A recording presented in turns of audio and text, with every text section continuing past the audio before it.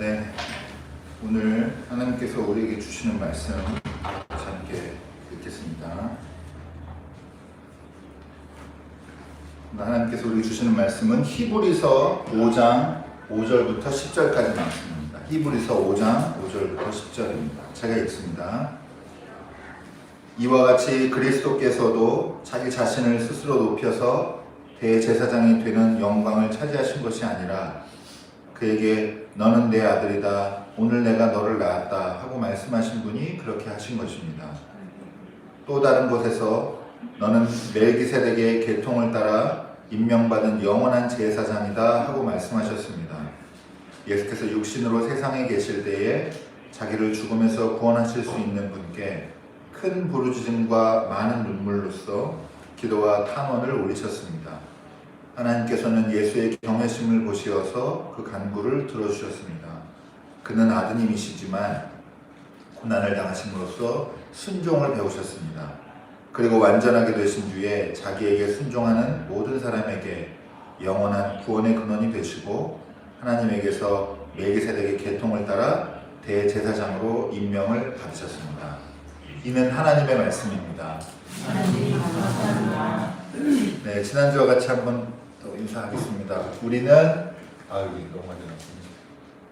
하나님의 작품입니다. 네.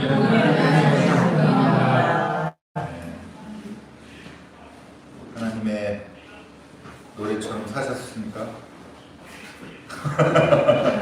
네네. 부족하죠. 오늘 무거운 마음, 세상 살면서 답답한 마음, 또 수치스러운 마음들이 있다면 하나님이라는 안전한 공간에 오셔서 여러분 또 한 주 살 위로 얻으시기를 주님의 이름으로 축원합니다. 네, 사순절 다섯째 주일이고요. 오늘은 히브리서 말씀 통해서 말씀 나누겠고, 오늘의 말씀 제목은 생명의 성취입니다. 네, 히브리서에 대해서 간단히만 말씀드리면요, 히브리서는 형식은 편지인데 실은 편지가 아니에요. 그러니까 무슨 말이냐면 구체적인 독자가 있어서 그 정황이 있어서 쓴 편지가 아니고 편지 형식으로 쓴 교리서라고 할까요? 교리 교육하기 위해서 쓴 거를 편지 형식으로 쓴. 아마도 예전에 이런 그게 참신한 접근이 아니었을까 싶은데, 어쨌든 그 추측하기로는 이 히브리서의 저자도 불명확해요. 히브리서의 배경을 좀 보면은 외부 핍박이 아니라 오늘 이사님 기도하실 때 얘기한 것처럼 교회 안에 심각한 어떤 다른 문제가 있었는데 그 다른 문제가 뭐냐? 무기력함입니다. 이게 열정 다 사그러들고 어떻게 보면 이제 교회 내부에서 그런 이제 반성이 됐겠죠. 우리 너무 나태한 거 아니냐. 그럼 그게 그냥 한 교회 문제가 아니라 이 시대의 전반적인 교회 문제였다라고 하는 거고, 그 문제에 대한 답변으로 이 저자가, 히브리서의 저자가 신앙에 대한 그 뿌리, 근본을 다시 세우기 위해서 그렇게 쓴 책이 히브리서라고 이해하시면 될 것 같습니다. 왜 그럼 교회가 무기력하고 나태해졌느냐? 초대교회는 이게 아주 명백한데요. 아마도 제일 큰 이유는 재림이 지연됐기 때문일 겁니다. 여러분, 이거 우리가 닥치는 상황은 아니라도 충분히 생각해보면 이해할 수 있는 지점이 있는데, 우리 옆에 교회에 다니던 사람들이 죽어나가던 시절이 있었는데 숨어서 예배드리고 철저하게 검증하고, 제가 몇 번 얘기한 적이 있는데, 원래 집사님 하는 일이 교회 허드렛일 하는 사람이 집사님이 아니에요. 복음 전도하고, 그 다음에 뭐가 제일 큰, 공동체적으로 뭐가 제일 큰 역할이냐면 교회에 들어온 사람 뒷조사? 뒷조사는 좀 그렇고, 이 사람이 안전한 사람인가 이거를 잘 함께 지내면서 사람을 검증하는 시스템, 인사 검증 시스템에 중요한 역할을 하는 사람이 집사님이었어요. 근데 어쨌든 이렇게 하던 시절이 있었는데, 그때 뭐로 견뎠냐? 예수님 곧 오신다. 하늘에 가신 이 완전하신 우리의 주님 그리스도께서 다시 재림하셔서 이 세상 심판하고 우리 구원하실 거다 이렇게 믿었는데 어떻게 됐어요? 지금 뭐 하고 계신지 아직까지 안 하고 계십니다. 2000 한 몇백 년 정도 지났는데요. 여러분, 근데 우리도 그러니까 이해할 수 있다는 게 이런 건데 이게 이제 되게 어떻게 보면 어떤 사람한테는 막 불타오르는 동기부여를 해서 단거리 달리기를 막 해왔는데 아주 극한 상황에서 근데 끝이 안 보인단 말이에요. 자꾸 더 달리고 더 달리고 더 달리고 더 달리고 이렇게 이게 사람이 힘든 겁니다. 근데 그러다가 반작용으로 이게 온 건데 목표의식도 사라져가고 하니까 교회가 이제 시큰둥해지는 거죠. 거기에 대한 대안으로서 여러 가지 얘기를 하는데 그 중에서 오늘은 고난주의를 통해서 예수 그리스도께서 하나님의 우리를 위한 하나님의 대제사장이시다라고 하는 것을 밝히는 부분이 오늘 읽은 부분입니다. 이 5장에는 특히 이제 1절부터 5절까지 4절까지 말씀, 그다음에 읽지 않았지만 그리고 오늘 읽은 5절부터 10절까지 말씀 이제 둘이 이제 연결이 잘 되는데요. 결론부터 말씀드리면 이겁니다. 하나님께서 예수 그리스도를 대제사장으로 임명을 하셨는데 하나님이 그거를 예수 그리스도께서 사실 하나님이시잖아요. 인간의 육신을 입은 세상에 오신 하나님이신데 이 하나님께서 이 땅에서 고난받고 어려움을 겪으면서 그 자격을 획득을 했는데 대제사장이 될 수 있는 자격을 획득을 했는데 그게 핵심이 뭐냐면 예수 그리스도께서 자발적으로 선택하신 건 영광이 아니라 대제사장이라고 하는 이 직책이 주는 영광이 아니라 고난을 선택하셨는데 하나님께서 영광도 주셨다. 이게 핵심입니다. 하나님께서는 이 땅에 오셔서 고난을 선택하셨고 그 고난을 선택하신 예수 그리스도의 순종이 하나님의 인정을 받아서 하나님께서 영광을 허락하셨다. 이게 핵심입니다. 이제 여기 결론을 말씀드려도 우리가 생각해봐야 될 게 많이 있죠. 우리는 고난보다는 누리고 얻고 원하는 게 좋기 마련인데 당연히 사람의 그런 심성이 그렇고 근데 예수님께서는 하나님이 되셔서 하나님 되심을 포기하시고 이 땅에서 고난을 선택하셨다. 자발적으로 내가 취해야 된다. 빨간 약, 파란 약이 있었는데 고난이라는 결정을 내리셨다고 합니다. 근데 쉽지만은 않았어요. 어떻게 정말 가능하다면 내가 자발적으로 선택을 했지만 이 길을 피할 수 있으면 피하게 해달라고 이 잔을 넘겨달라고 기도하시고 하셨지만 결국 하나님 뜻대로 하셨는데 어쨌든 여기 보면 예수께서 육신으로 세상에 계실 때에 자기를 죽음에서 구원하실 수 있는 분께 큰 부르짖음과 많은 눈물로써 기도와 탄원을 올리셨다는 게 있고 하나님께서는 예수의 경외심을 보셔서 그 간구를 들어주셨습니다. 그는 아드님이시지만 고난을 당하심으로써 순종을 보여줬습니다. 이렇게 되어 있습니다. 여러분 복잡해지니까 길게는 얘기 안 하는데 사실 이거 되게 난제예요. 신약 성경 난제입니다. 여러 가지 그러니까 구약에 보면 뭐 창조 순서나 이런 게 부분이 뭐 다르다든가 진술이 다르다든가 이런 거는 어려운 문제는 아닌데요. 이런 건 진짜 문제예요. 왜냐하면 여기 보면요. 일단 자기를 죽음에서 구원하실 수 있는 분께라고 되어 있는데 오늘 간단히만 넘어갈게요. 분께라고 되어 있는데 그러면 예수님은 자기를 스스로 구원할 수 있는 능력은 없는 상태였나? 이렇게 이런 질문도 되고 하나님이 그런 능력이 있다는 건 알겠는데 예수님이 그런 능력을 발휘하지 않은 게 아니라 없는 거였나? 막 이런 게 이슈가 될 수가 있고 또 이런 표현도 어떻게 보면 되게 하나님이잖아요. 여러분 하나님의 아들이라는 건 무슨 표현이냐면 하나님이란 얘기예요. 하나님이란 얘기입니다. 동등하다. 물론 아버지고 아들이고 이런 차이는 있지만 그거는 우리가 인간적인 개념으로 설명하려고 하는 거고 하나님이시라는 얘기입니다. 근데 어쨌든 여러분 그 경외심을 보여야 되는 상황이었고 그리고 고난을 당하심으로써 순종을 배우셨습니다. 이렇게 되어 있습니다. 이게 어떻게 생각하면 되게 어려운 구절이에요. 왜냐하면 이 뒤에 어떤 구절이 따라오냐면 그리고 완전하게 되신 후에라고 되어 있어요. 그러니까 연결하면 어떻게 되냐면 예수님이 이 땅에 계실 때는 불완전했다는 얘기가 됩니다. 근데 신이 어떻게 불완전해? 그거 자체가 모순이에요. 그러니까 이런 문제가 신학적으로는 어려운 문제예요. 근데 여러분 여기서 우리는 신앙적으로 메시지를 받아들일 때는 어렵지 않아요. 오히려 실천하기가 어려운 거지.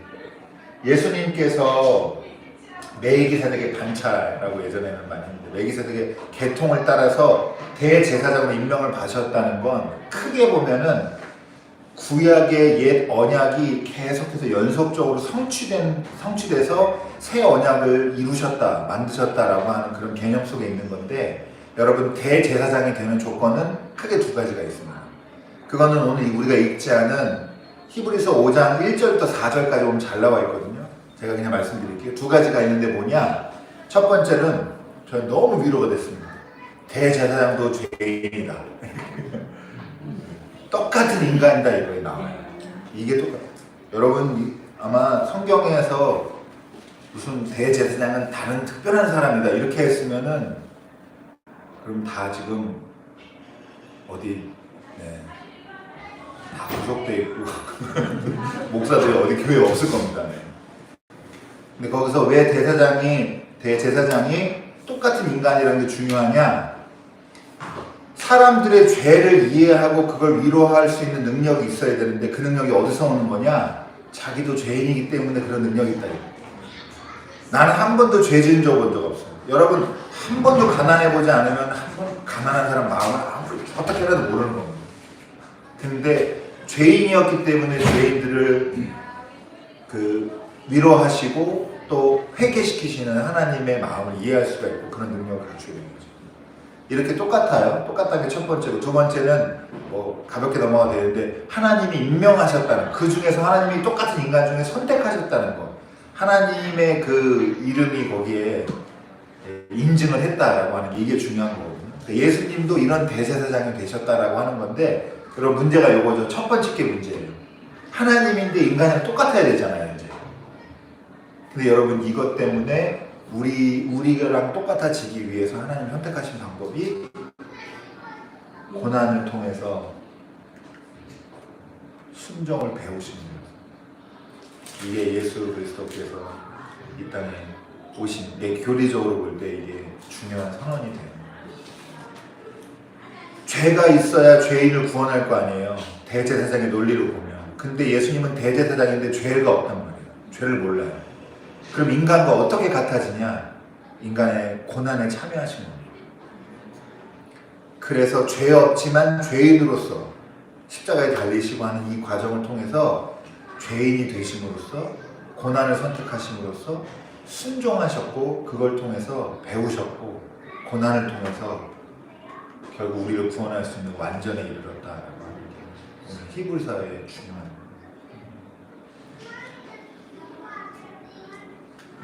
여러분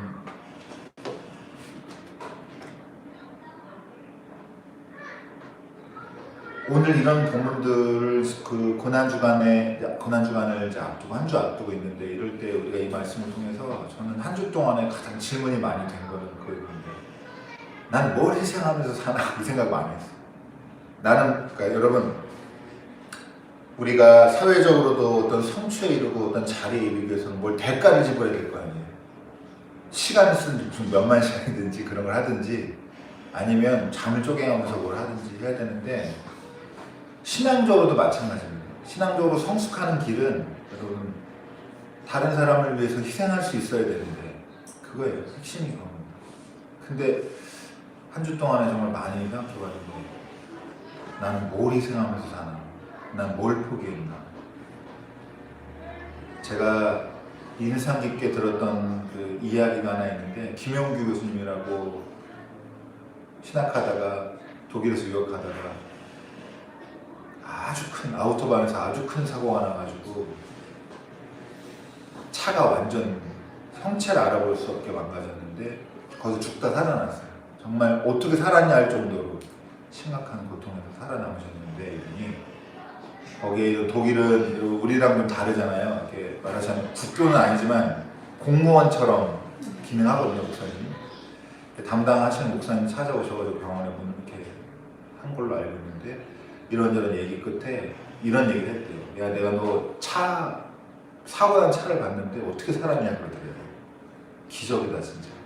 그러면서 너 하나님을 만났다. 그래서 우리는 이제 그런 고통 가운데 의문이 많이 났는데 이분이 뭐라고 그걸 이렇게 회상하고 얘기하면서 전달하면서 뭐라고 얘기했냐면 그 말이 자꾸 시절이 지날수록 하나님을 만났으면 됐지 않냐라는 말을 들리더래요. 처음에는 되게 그 목사님만이 불편했는데 뭘 안다고. 내가 이렇게 왜냐하면 그 부인이 아주 전도 유망한 피아니스트가 그랬거든요.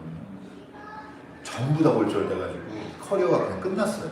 이분도 유학해서 경로 바꾸고 아무튼 다른 인문학자를 통해서 기독교 신앙 많이 전하고 하는 이런 쪽으로 바뀌셨는데 어쨌든 그렇게 잘 나가던 사람들이 한순간에 망가졌는데 누가 보기에도 명백하게 신앙의 관점으로 보면 그 순간에 하나님을 만난 거예요. 근데 당신 하나님 만났으니까 됐지 않냐라는 말이 어떻게 보면 되게 폭력적으로 들리잖아요. 내가 이렇게 죽을 뻔했는데. 근데 이분이 자꾸 그걸 곱씹을 때마다 생각나는 게 하나님 만났으면 됐지 않나 이런 생각이 들더라고요. 여러분 그렇게 하나님 만나는데 사실 말하자면 대가가 필요하거든요. 사고 나라는 얘기가 아니에요. 여러분 우리를 초월하는 정말 하나님의 사랑을 살면서 경험하는 사람이 100명 중에 100명이 아니란 말이에요. 하나님을 이해하기도 어렵고 알아도 모르고 이럴 확률이 높고 옛날 사람들은 하나님 만나면 죽는다고 생각했는데 근데 우리는 하나님을 경험하기 위해서 무슨 대가를 치르나 무슨 희생을 치르나 이 생각이 너무 많이 들어가지고 여기 쓰면 안 되겠다는 생각을 정말 많이 했습니다.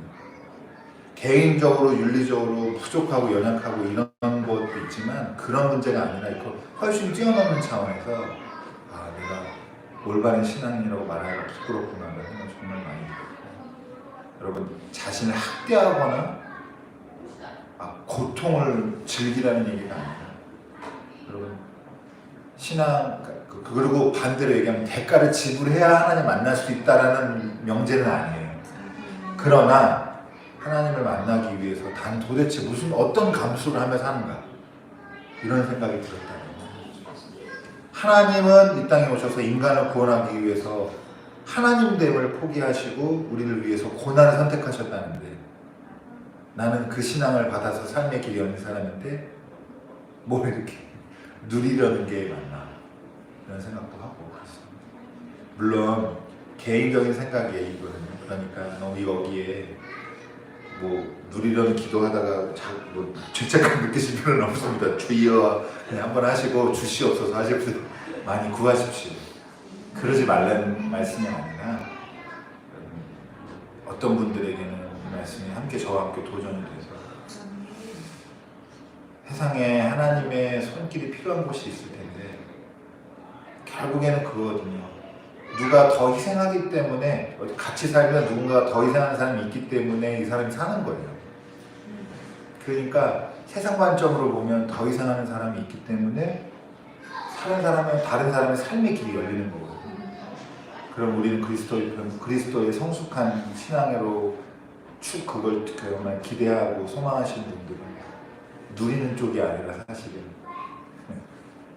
희생하는 쪽을 선택하고 포기하는 쪽을 선택해야 되는 게 맞는 거죠. 그러나 이제 쉽진 않습니다. 왜 그렇게 못하시냐? 라고 절대 생각하지 않습니다. 왜냐하면 제가 아주 여기 취약한 인간이기 때문에 저는 할 말이 없습니다. 그러나 하나님의 말씀은 그렇다라는 거 기억하시면 좋겠고 제 수준에서 꺼리낌 없이 말할 수 있는 결론 2가지만 새롭게 준비했습니다. 너무 죄책감이 들어서 희생하자라는 말은 도저히 못하겠습니다. 제가 그럴 인간이 아니기 때문에 2가지인데요. 여러분 희생을 값싸게 여기지 마십시오.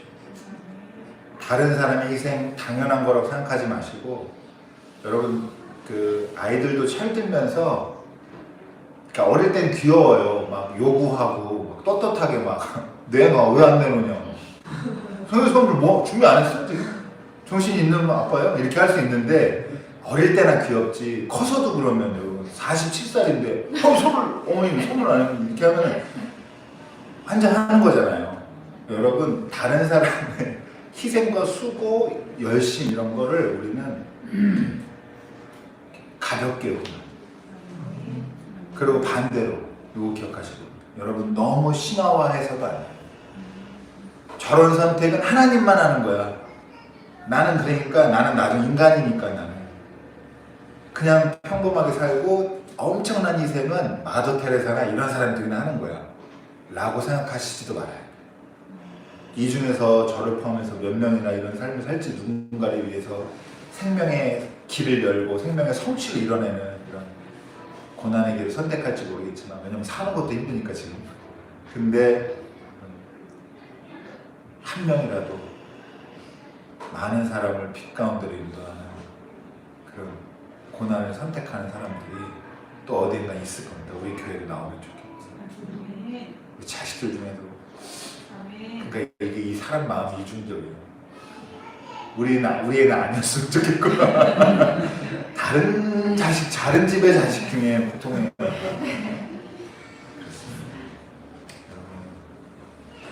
저 여러분이 날마다 예수님처럼 본받아서 고난을 배우고 삶에서 그걸 배워야 돼요. 그래서 배우시고 생명을 성취하는 삶이 되기를 주님의 이름으로 축원합니다.